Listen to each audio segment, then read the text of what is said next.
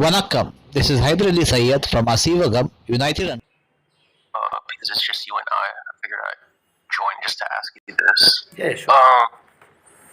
I'm really confused on, like, what is in the Quran? What is the Injil and Torah? Because apparently it seems as if God is constantly telling people to follow it.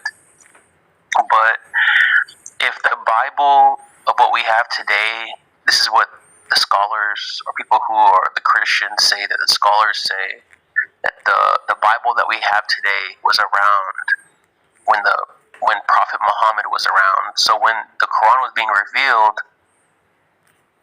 the words Torah and Injil have to be referred to what we have today as a Bible. But if that's the case, why is there so many discrepancies between both books, like the Son of God, the crucifixion, and just to name a few?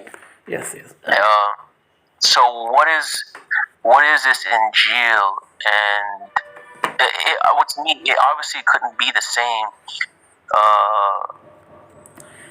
same books, Yes. right? Yes. So I don't know. I'm just a bit confused on the matter. If you can clarify. Yes. Okay. I got your question, and the thing is that the story of family of Ibrahim, whether it be Torah, whether it be Gospel, whether it be Quran, it's all connected with family of Ibrahim. I'm not talking about Adam and Noah. Just stick with the family of Ibrahim. Torah belongs to Moses. This Zabur belongs to David, and Bible, the Gospel belongs to Jesus Christ. And these are all books of children of Israel. And Quran is a reminder for children of Israel. Here the problem is what actually language called Hebrew. Hebrew is the main cause of all evil actually in the Bible, because the language which Abraham spoke was Aramaic. Jesus spoke Aramaic, and Moses also spoke some other language but not Hebrew. So where did this language Hebrew evolved? So when we look into the history, we come to know that it was the Jewish people who started this Hebrew language, and it was only the priestly cult among the rabbis who used to speak Hebrew language. So all the, like how in India in Sanskrit was only spoken by the priestly cult. Similarly, Hebrew was spoken among the Jew lobby in Hebrew.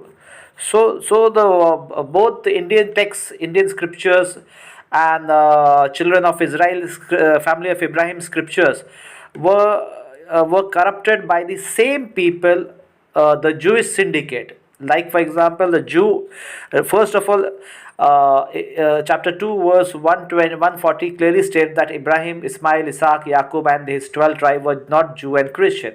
So who are these Jew and the Christian? So when we look into the research, we'll come to know these are the Caucasian settlers who settled in the Iranian plateau, and then they started a secret society called Mithraism, and that was the first secret society. And the first Jewish syndicate, the Illuminati, which we know today, the Jewish syndicate consisting of traders and priests. So these are the, and when they went to India side, they played with Sanskrit. When they went to family of Ibrahim side, they played with a Bible, family of Ibrahim Bible, and they tried to corrupt it with Hebrew. So whatever is in the Torah, in the Gospel, we can say that it's a book of God, but not completely. There are book. That's the reason why Quran has come. Quran is a book. Is called Furqan. So whenever you judge those books, we have to see from the light of Quran. And Quran is basically a reminder. It's not a book of conversion. So that's the reason why when you read Quran, every time there is a "O children of Israel, O children of Israel, O people of the book." So Prophet Muhammad united these native people, and then later on fought against the Roman Empire, Persian Empire, the settlers over there. So this is actually the mission. But now, see, are you from Europe, Kevin? No, I'm from the U.S. US. Okay. So, so basically, the story of the earth rotates from Turkey to Tamil Nadu, and this land is basically when you go by Quran, Adam is a Tamil word. Adam came to Sri Lanka.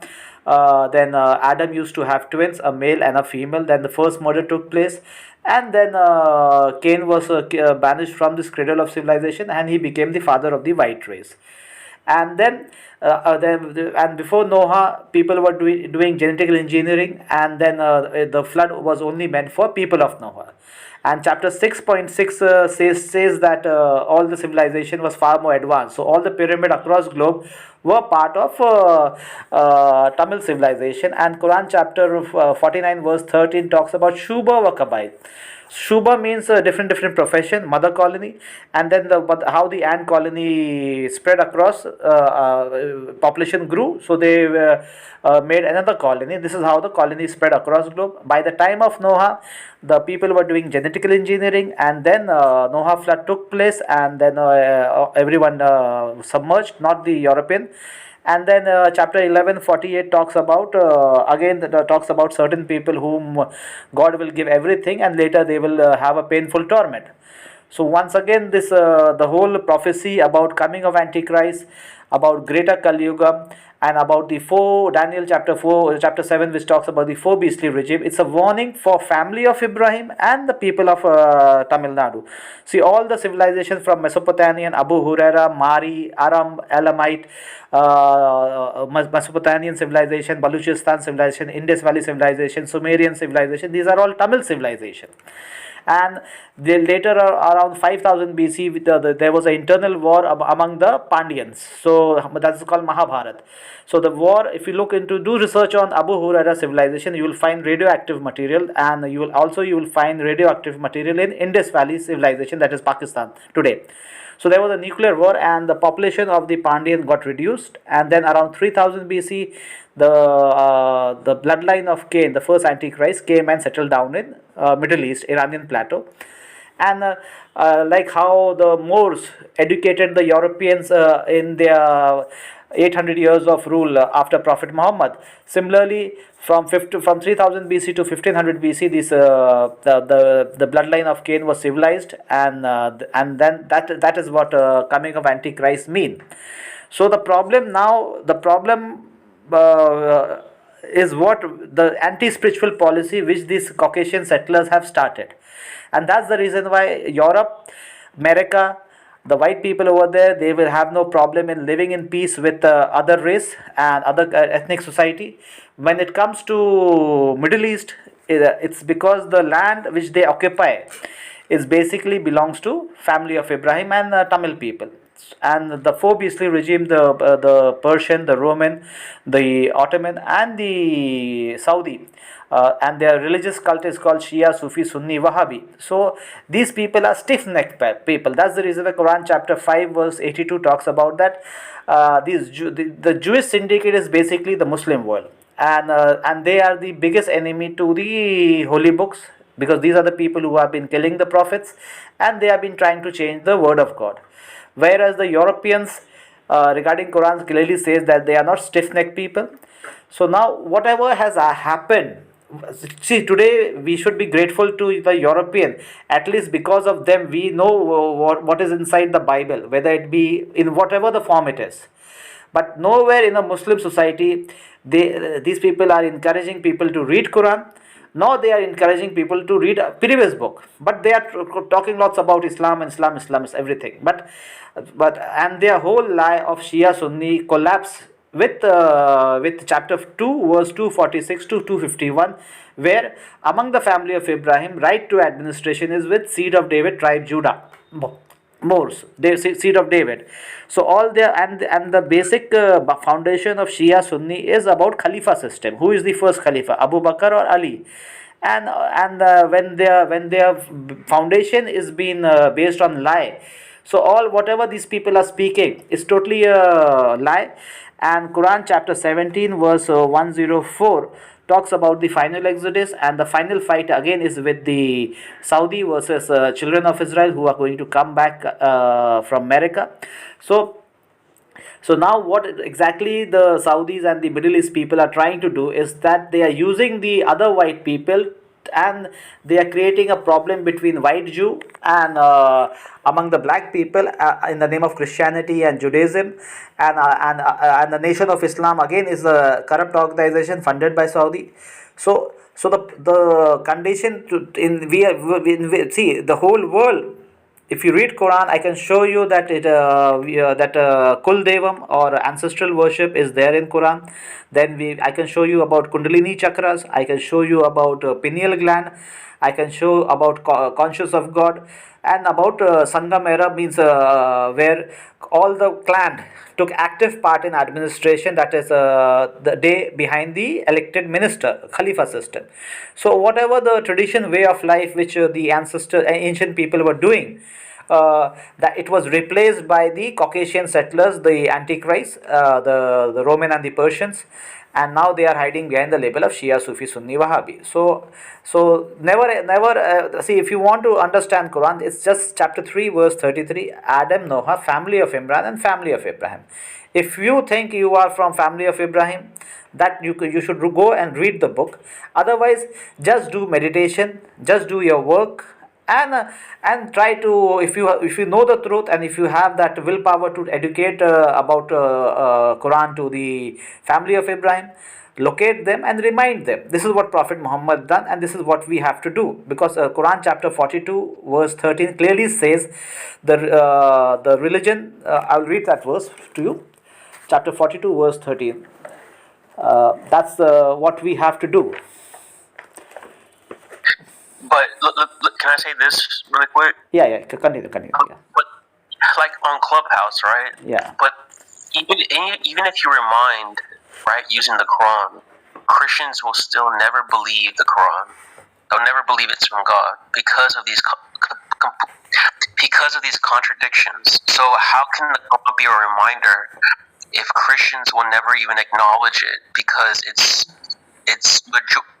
the main tenets of faith of what makes a Christian is completely opposite of the Quran. So how can it unite one another if it's so different? People will not believe it. When I talk to a Christian people, I just ask, what is your, did Jesus started Christianity? Did Moses started Judaism? So when Christianity was never started by Jesus Christ, so where is the similarity between Islam and Christianity? So the first argument is that this Torah gospel belongs to certain family, and you don't have to convert anyone. If you are from African people, we are all following the tradition way of life, spiritualism. For example, China is not entertaining any religious cult. They are persecuting religion, and Allah has given them the status of superpower, whether it be China, whether it be Japan. So the thing is, religious is not the way to get connected with God. Religion disconnect people from God. That's why Quran chapter 2 verse 2 clearly says Quran is for people who are conscious of God. And conscious of God means you have to do meditation and be focused and seek guidance from God. So basically, if you want to guide people about family of Abraham, you should not entertain Christianity, Judaism. And Judaism is basically Muslim world. Jew refers to the Muslim world, and Christian world. Christian means Christian world. And chapter 5 verse 82 clearly states that the Jews will never accept the truth. That's why the spiritualism is the only way. And today, if you see Europe and America, they are going into meditation, they are going into Kundalini awakening and yoga and everything, spiritualism. But Muslim world, they don't accept spiritualism. So it's basically the fight is between the settlers in Middle East versus the native there. So the native of that land are the Tamil people and the family of Ibrahim, versus the four beastly regime which Daniel chapter talks about. So all this religious cult is being started by the Caucasian settlers, and other people, they don't have to get involved in their fight, because it's basically a fight actually. And some invaders ruled by arm and ammunition, but these Caucasian settlers settled in Middle East, they are not ruling people by arm and ammunition, but they are ruling by policy which are anti to the native way of life. You're getting the point.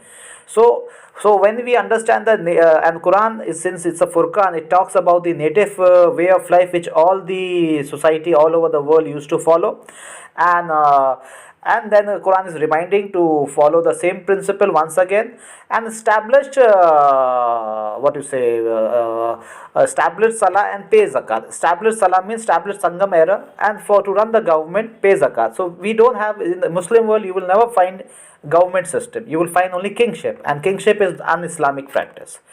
So reading their hadiths and everything is will only divert you. And Quran, and during the lifetime of Prophet Muhammad, all these Quran was compiled. It was scribes were written. Everything was means is under the protection of God. So basically, this book Quran is a reminder for family of Ibrahim, and if you find any of this family of Abraham, remind them. But if such people are involved in Christianity and Judaism, first you try to tell them whether who started Christianity. So the answer you will get, they will automatically respond.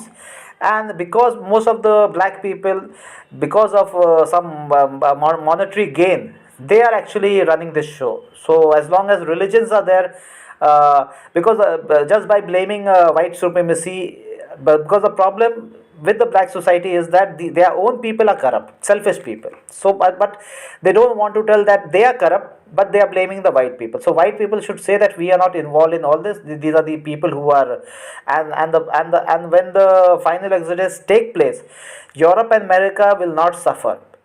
Europe and America will not suffer. It is only the Middle East people, the Iran, where from Ibrahim was born in Ur. Ur is Iraq. From Iraq to Turkey, Turkey to Jerusalem, Jerusalem to Mecca. This is the land which is going to be in focus. Yes. So, are you saying that?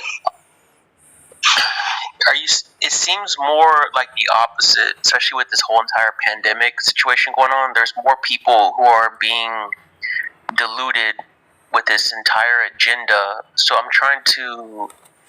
Do you think that we're in the age of a great awakening now than ever before? Yeah, I agree with you. Yeah, this is the age of great awakening, and with constant lockdown, people are forced to do their, means they were stopped, means whatever they were running after materialism, it was the daily routine was stopped, and they were forced to go into spiritualism.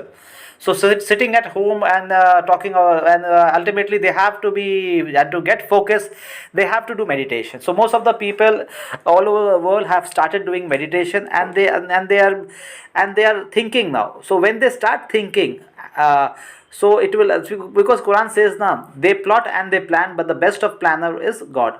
So whatever these Muslim world have, through Bill Gates and other people who are trying to create a drama of COVID, and to inject people to destroy the genetical memories, but they have failed actually. If you look into, they have failed, and most probably by 2023, Treaty of Lausanne, where Ottomans will, I mean, the Turkey will take over Saudi Arabia.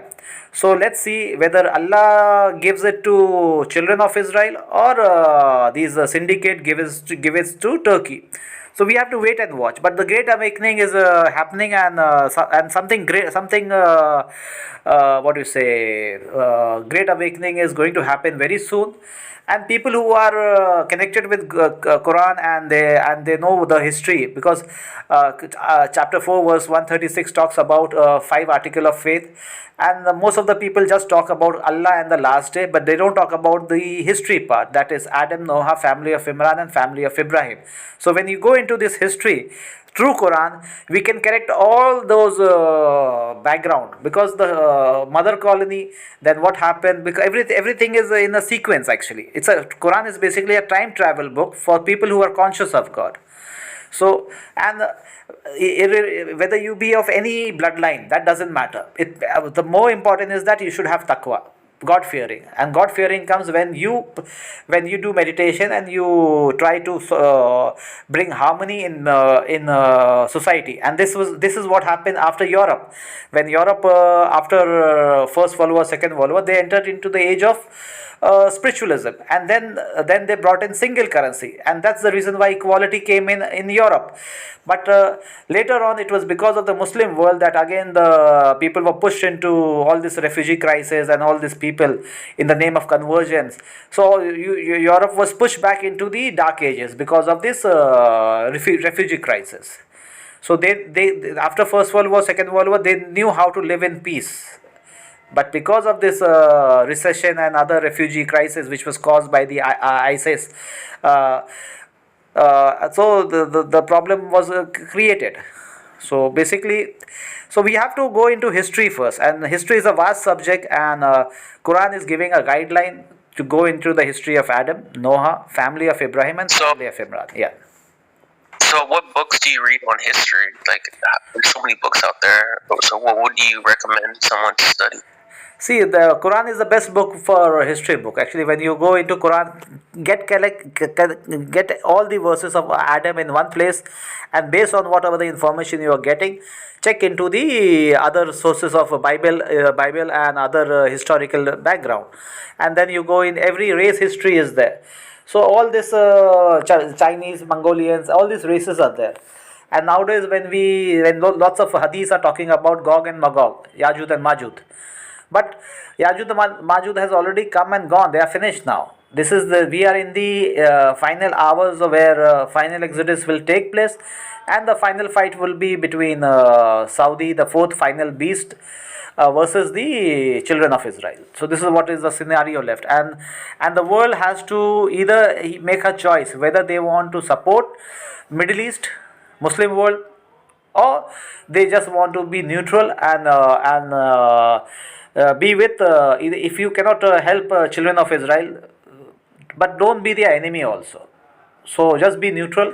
And as per the hadith also, when there is a hadith saying that end of time the believers and the Christian will get together and they will fight against the Jew. And here against the Jew refers to the Muslim world.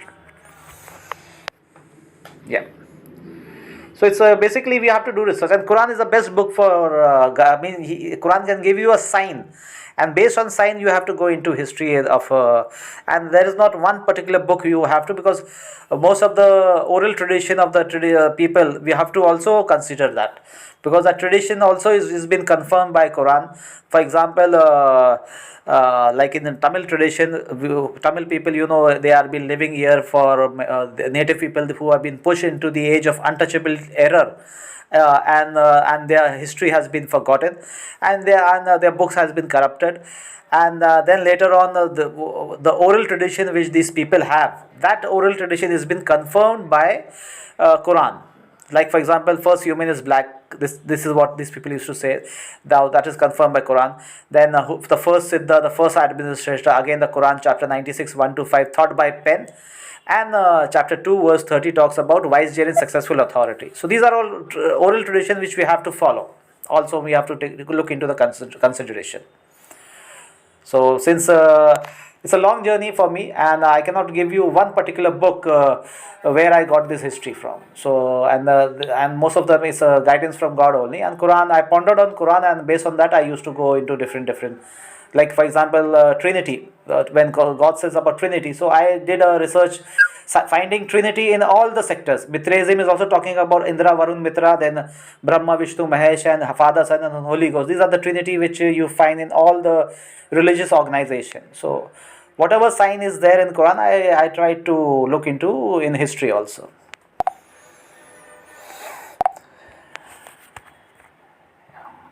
Interesting. Yeah. So you believe in hadith, like Islamic hadith? Yeah, hadith. See, hadith, whichever hadith is. See, because the whatever these hadiths are there, like Bible, hadith is also been means man-made hadith is also there, and word of Prophet Muhammad is also there. But we have to judge things. We have to see from Quran. So if it's hadith is contradicting Quran, we don't have to take it. Similarly, if the Bible statement is contradicting Quran, we don't have to take it. Like for example, when Noah flood came, so these people are just squeezing everyone into Ham, Shem, and Japheth. But Quran gives additional information in chapter 11, verse 48, talking about certain people who are also on the boat. So that history has been missing from the Bible. So that's the reason. Now, Yeah. how about the hadith when it comes to the Shia and Sunni hadith, where there's a specific scene where the Prophet is then now passing the torch to I think it's Omar, or was it like Ali? There's a Yeah, specific yeah, scene that's in about the hadith. Khalifa, na? That pushing it to Khalifaship, na? Khilafah. Right. So how would you know which one is the truth between those two? That point can, because the Shia Sunni main conflict is about Khalifaship. Who Abu Bakr, Umar, Ali, and all this Khalifas which these people are talking about, Shia Sunni. If you read chapter 2, verse 246 to 251, their matter is solved, finished. And then Quran talks about the old Qibla, that is belongs to children of Israel. Then it talks about the new Qibla. It also belongs to children Wait, of Israel. which Yeah. chapter verse says the matter Chapter will be Surah, finished? chapter 2, Which chapter? verse 246 to 251.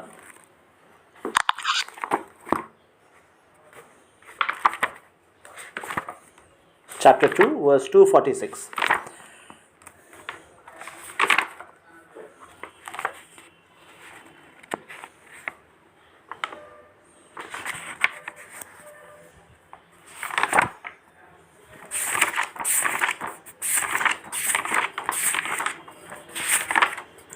To 246 onwards.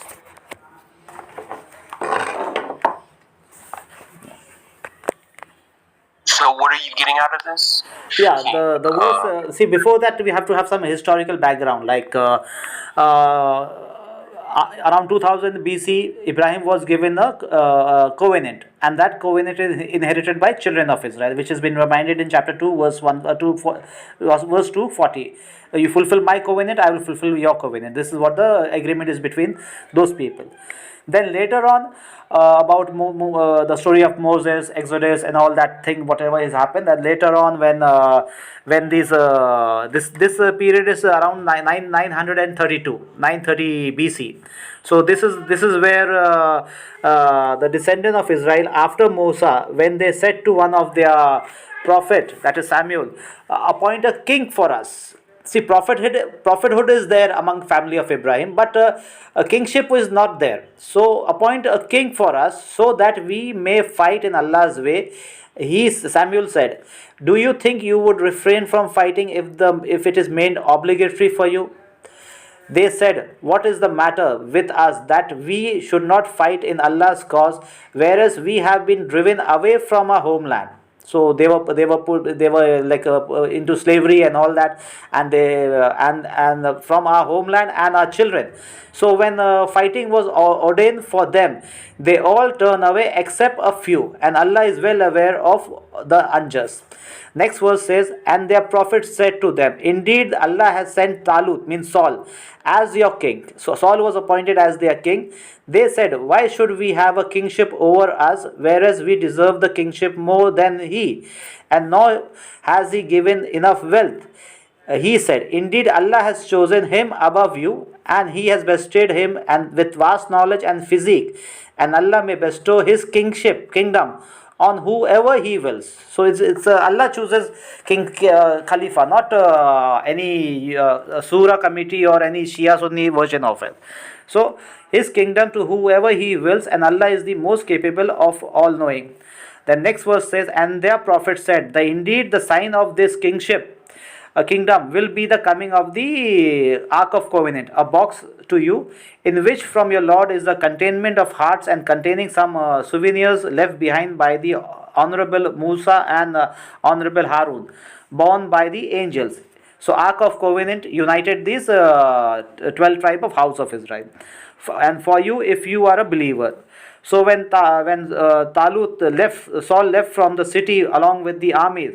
He said, Allah will surely test you with a river, and so whoever drinks its water, it's not mine, and whoever does not drink it's mine, except him who takes it for a hollow of his hand. So they drank except a few of them. Thereafter, when Saul and the believers with him has crossed the river, they said, "We do not have power this day to face Goliath." And this army, those who were certain of meeting Allah, said, "Many a time has a smaller group overcome a bigger group by Allah command, and Allah is with the steadfast." And when they confronted Saul, means Goliath and his army, they invoke, our Lord, pour us on patience and keep our feet steady and help us against the disbelieving people.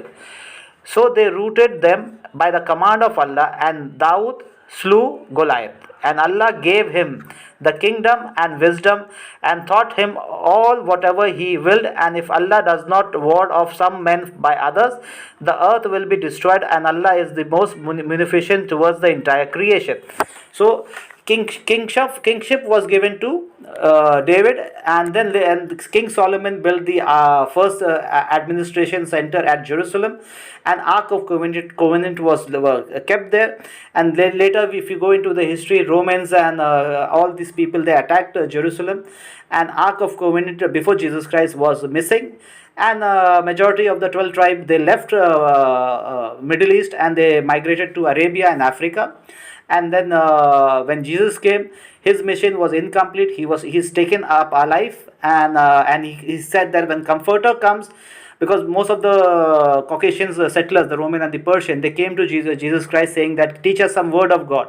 So he said that I have come only for the lost sheep of house of Israel, not for Gentiles. When the Comforter comes, that is Prophet Muhammad, he's a universal messenger. He is going to teach you. So after Jesus, we have Prophet Muhammad coming.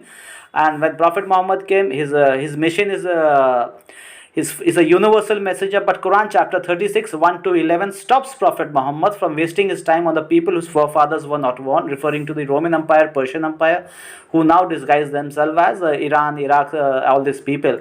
So Prophet Muhammad sent letters of invitation to Roman Empire, Persian Empire, and those people rejected. So, and the people who responded to Prophet Muhammad were Tamil king from South India.